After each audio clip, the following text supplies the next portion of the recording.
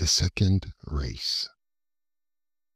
You probably know the story of the race, how the swift, boastful hare lost to the slow and steady tortoise. But few know what happened the day after.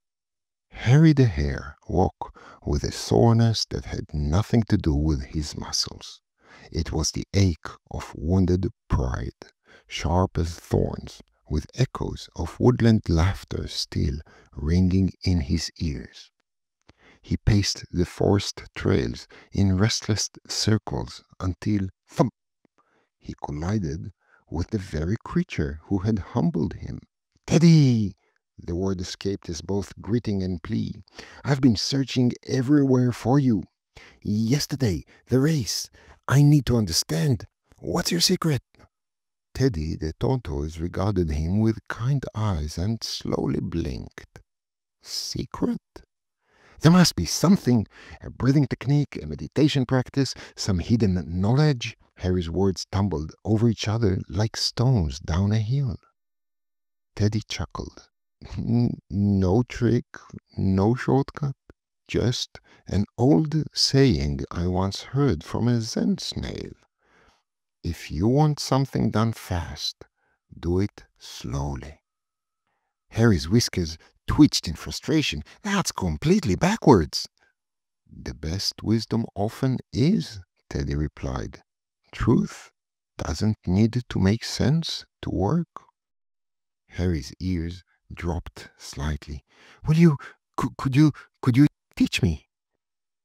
"If you're truly willing to learn." The contract of learning. Beneath the shade of an old oak, Harry leaned forward eagerly. "How long will this take? A week? A month?" "It will take the time it takes," Teddy said simply. Harry's paw drummed against the earth.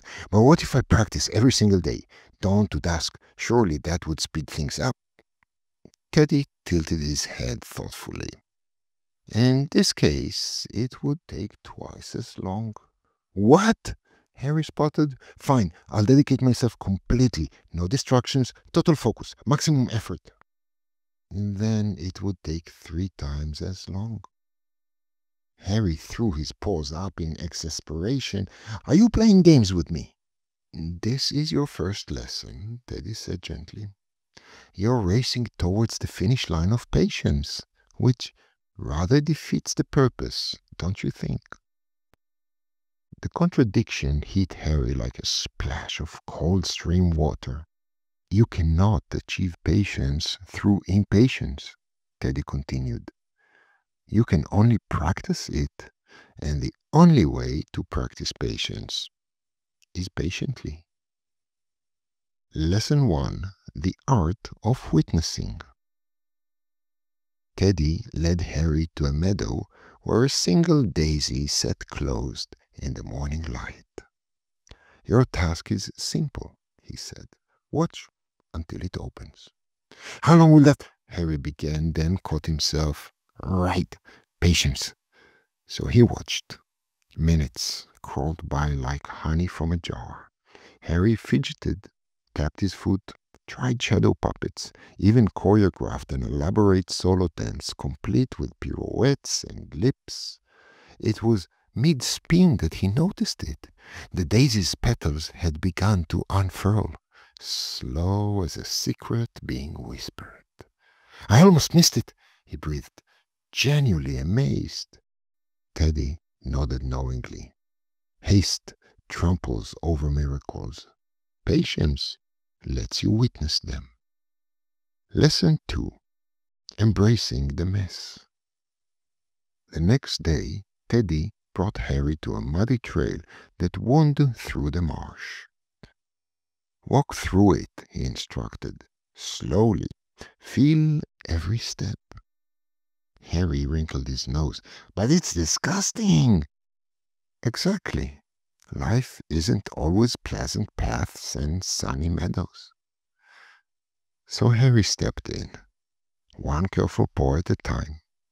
Mud stuck between his toes. He slipped, caught himself, slipped again, By the end, he was splattered from ears to tail and laughing despite himself.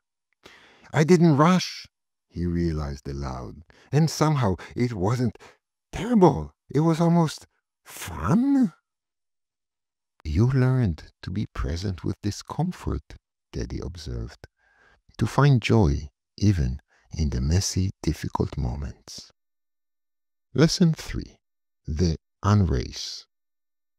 On the next day, they stood at the starting line of the old race course. This time, Teddy said, we walk together. No destination, no winner. No running at all?